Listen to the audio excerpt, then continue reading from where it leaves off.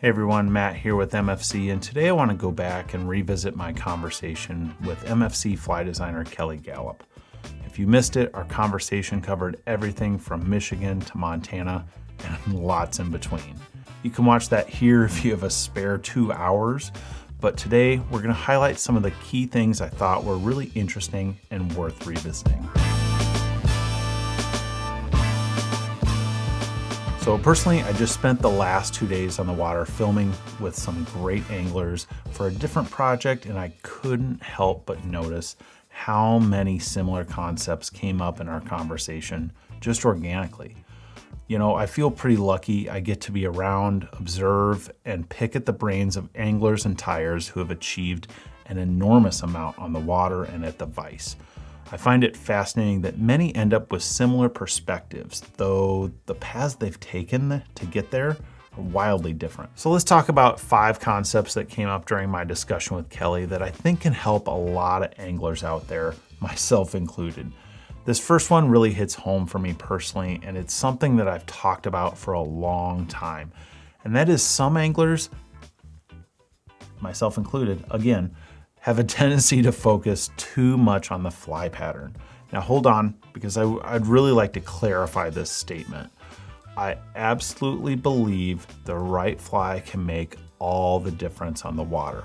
However, if you're spending all your time at the vise trying to come up with the next silver bullet and not spending time on the water developing your angling skills, I think you're doing yourself a disservice. In my mind, flies are tools, and most of us would prefer to have nice tools. But if you're not spending the time to learn how to get the most out of your tools, you're missing out. Do you think there's just this huge overfocus on patterns over presentation? Absolutely. I mean, I like to equate that because I love bass fishing, right? And I always, people ask me if I miss Michigan. I say I miss sitting out on East Bay fishing smallmouth, or in Craig Phoebe's private ponds where stocked full of giant bass. But there's always been, and I would not take emphasis off of patterns, because certain patterns have been tested. That's why I said we tested our patterns for a year for most part before we ever release them. But to think that you can just go throw, and it's what's wrong. It's what keeps general tackle anglers from becoming really good quickly, is they think they can just throw a Kevin Van Dam Strike King, out in the middle of the lake and pull it back or through the river and just reel it in and not have any clue. If you could just go, if anybody could go throw a lure out there, there would be more than one Kevin Van Dam, right? And so I like to use that. But in the fly world, it is what we put so much emphasis on the fly, but we put very little on how to read water, where the fly. I mean, with the books, my focus was always you needed a fast, slow, and a medium game. And, doesn't matter what Kelly Galloup sex dungeon you throw, if they're not on an aggressive, bite, or if you're, it doesn't matter. You better have a jig game. You better have you better have a stall game. You better have a lot of shit going on. Otherwise, you're just pulling the rope, right? The fly's going to make one difference, but if it's a slow day, you're not getting a need on a reactionary fly. One of my favorite flies I've ever designed is called a Slick Willie. It's just hit numbers for me of big fish, fish over 24. It had but it was 100% a reactionary super speed bite fly. It has no slow game. It has a good stall game, but it doesn't have a slow game. And so given you have that opportunity, that perfect day, sure, it's a great fly. So's a white sex dungeon. So's a whole bunch of flies. What happens if it's a slow day? What if they're on a sculpin day? Excuse me. So the fly is super important, that the fly actually does what it's supposed to do. But if you don't have the ability to make it do what it's supposed to do, like a Nancy P, which is a total crayfish jig fly, really, really nice. I mean, great. Every once in a while somebody gets one burning it. 98% of those fish, that fly has to go up and down and do its, just fluff out and become that, it just, the fly becomes secondary to the angler's ability to move the fly. And and a lot of people, it's not like it used to be, but in the old days, people were really hip to dry fly fishing, right? And it's the equivalent of saying, yeah, you've got the perfect no hackle, fly for the perfect thing, but you're skating it. Well, you're not skating it on purpose, you're called dragging it, right? And so who gives a shit how good it is? Well, but we tended to dumb down streamers and say, which was good for me. I mean, I'm a royalty fish. If you want every color of every dungeon and every size, great, get them 6 deep. But know that it's the angler, not the fly. And so, and 9 times out of 10, it's the angler's ability to read water and actually stall a fly or speed a fly in a section where it needs to be, and they actually read water. So I would say I would never take the emphasis off a great fly and a great design, because somebody put a lot of effort making that fly do something. Now, Kelly brought something up that he does that I found really fascinating, and in a way reinforces the idea that a good presentation is the ultimate tool in your toolbox. Again, this is actually something that I've seen other really accomplished anglers do that is just fun to hear about. Almost every MFC fly designer I've talked to mentions chasing fish in a way that is satisfying instead of what might be the most effective.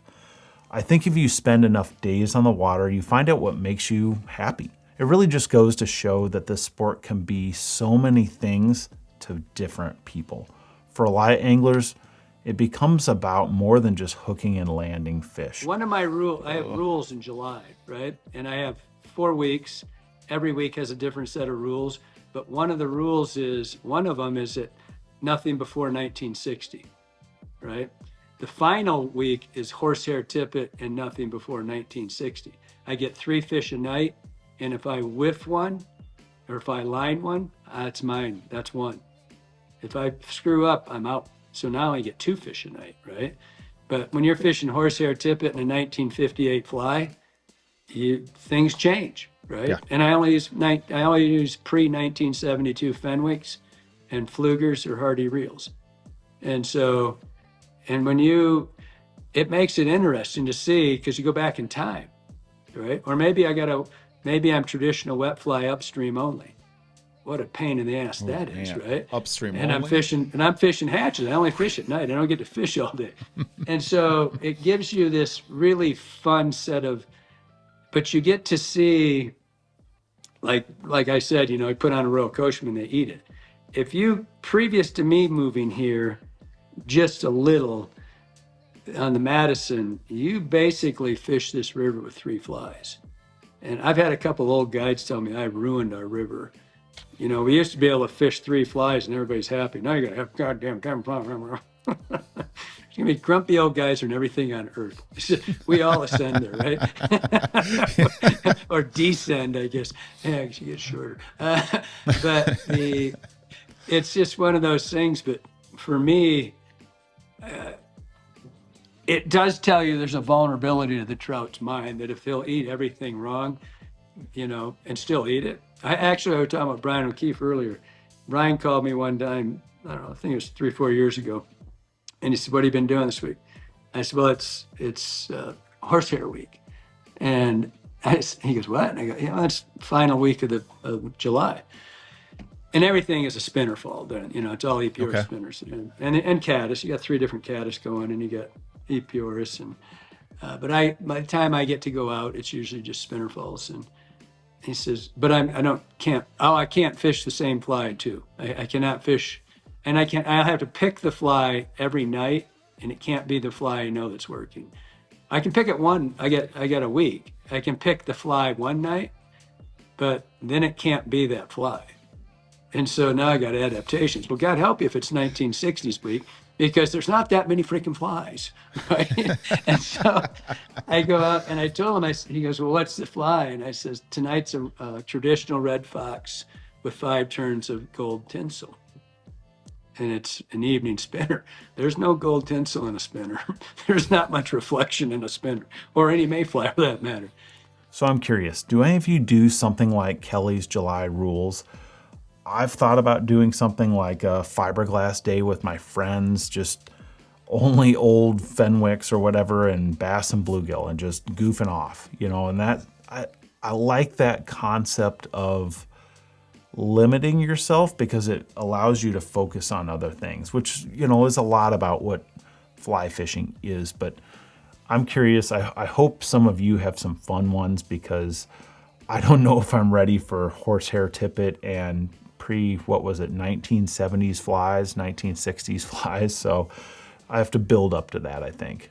So in that last clip, Kelly also mentioned the idea of going back in time, and he also talks about the importance of learning your history. I have to say that so many high-level anglers seem to spend their time learning history of fly fishing. I think Kelly's perspective here is on point.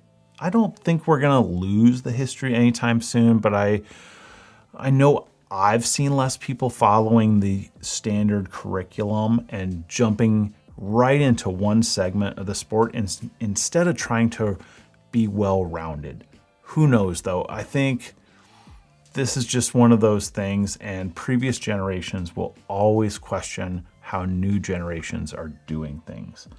Really though, I think learning how anglers and tyers have found success in the past can never hurt. This is something that goes well beyond fishing in my mind. Think about music, cooking, I guess just about anything really, building cars, who knows. If you take in what others have done and build upon it, you're going to have a strong foundation. There's somehow in this world, we have decided that 20 is not a magnificent, great trout, and that we've marginalized it. We talk about it all the time. It is hard to hit a damn 20. It always has been. It's a damn hallmark. It is a huge, but when you keep pushing that damn thing out at the camera and calling a 16 or 17-inch fish 23, it's like, dude, when you see a 23, you're going to think it's 24 pounds. It is like, it's freaking huge. 24 on this river. I don't care what river. I don't give a shit if you're in New Zealand, Chile, or Argentina. I don't care. 2 foot's 2 foot. It's freaking monster. But we have marginalized these 20-inch or these 17s and calling them 20s. Like when I was a kid, when you said 20, boy, you better have something that shows it, because that's a huge fish, right? You want to see things get real? Put a bump board in your freaking boat. Put it where you tap that thing's nose to that and go, whoa.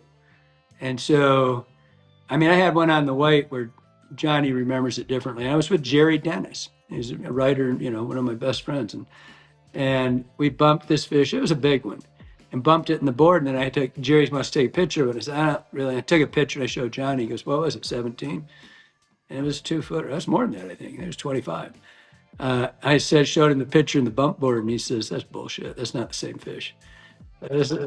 I said, Johnny, it was just, we're so used to the art of pulling your fingers in and placing them so perfectly. Braden's always pissed off in the boat with me.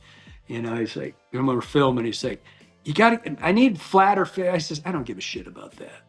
Well, they just don't look big if you do that. I said, well, then it probably wasn't. I don't give a shit. This whole fabricating the little fingers out there, and, roll your fingers in and place them like this. I'm like, how about you hold the son of a bitch like this? If you don't like it, you don't like it. Because it's, or put them in a bump board just so you see everyone exactly how long they are.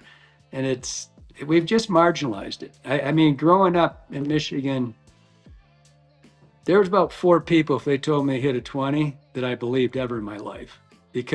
And I don't give a shit if you're talking the hex hatch or not.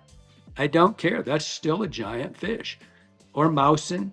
I moused for 30 years of my life. And 2-footers, just rare. They just don't happen. And I think Michigan has as many big fish as any rivers in the world.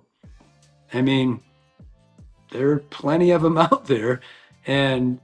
But we don't need to bullshit it, All right, I love this. This might be one of my favorite things we discussed. I understand we all want to catch big fish, but for me personally, and I'm very curious to hear what you all think, I completely agree with Kelly. I don't know why we can't appreciate a 20 or an 18 or a 16-inch fish. It's kind of weird, honestly, because I think most of us do realize that social media is pushing our expectations towards the unrealistic, yet we can't help ourselves. Anyways, this is a giant can of worms that I think we can deal with in the future. Let's cycle back to flies because Kelly has generated some of the most popular flies on the planet. At one point in our conversation, he makes a great point about having flies that do different jobs. So I'm circling back to that concept of flies being different tools for different jobs. Thankfully, Kelly hit on this because I think it's a huge thing that a lot of anglers miss. If you've ever fished with me, I don't ever get through a rotation. I have basically about a 7-fly rotation of colors and styles. I'll start reactionary. I always start fast, bright, and reactionary just because it's fun as shit, right? But start that way. Then you got to stop. You got to keep moving through the idea. You can't go through 7 colors of reactionary flies. If they're not on a reactionary bite, they're not on it. So you got to have something else. You got a stall game where you start stalling flies and kicking them and dropping them over shit, that you're watching. And then, but if I had one fly to do everything, I honestly not sure it wouldn't be a woolly sculpin in 5 colors because I can reactionary bite it. It's a great food source fly. I can stall it. I can do anything I want with that fly. And a Zucker would be up there too but it doesn't have, it's a darty fly. It doesn't have the virtues that the slender, the woolly sculpin has, but every kind of fly should have they shouldn't all just be pulled in, 6, 12-inch pulls. Make it do something. At the very least, if you're a rope puller, stall your fly and watch it curve. Let the current, see a fast current when it's coming over it, come through an edge, come out, hit the fast current, stall your fly and watch it bend in half and watch the fish come out and say, oh, if that thing's fucked up, I'm going to go kill it, right? And that's where you're at. And now you learn something. Now you've went from a 1-trick pony to a 2-trick pony, right? Now you look at you go. Well, next thing you know, you'll be, jigging a fly. And it's just you're going through things. Everything became in streamer big and fast, which is great on the day that they're on a big and fast eat because it's the funnest shit on earth. But the other 9 out of 10 days when they're not on that, you're kind of pounding. It's not good. So you can have all these killer patterns in your boxes, but if they all do the same thing in the water, you're going to struggle at some point. Again, think about that tool analogy. I know I keep bringing it up, but imagine your toolbox is full of only Phillips head screwdrivers. There's only so many jobs you can do. So diversify the action and the look and the profile of your flies so that you can handle more situations on the water. All right, those are just 5 of the many, many things I talked about with Mr. Galloup. If you want to check out the whole conversation, you can do so here, or there's a link down in the description below. I hope you'll all take the time to leave us some comments. We like hearing from you, and I think there are some really interesting discussion points here. And I like having those different perspectives weighed in so we can all, borrow from each other's ideas and concepts. If you haven't done so yet, hit that subscribe button below so you won't miss out on future videos. If you want a notification when they come out, hit that bell icon and think about hitting the thumbs up button as well if you like this video. Thanks so much for watching, everyone. We'll see you in the next one.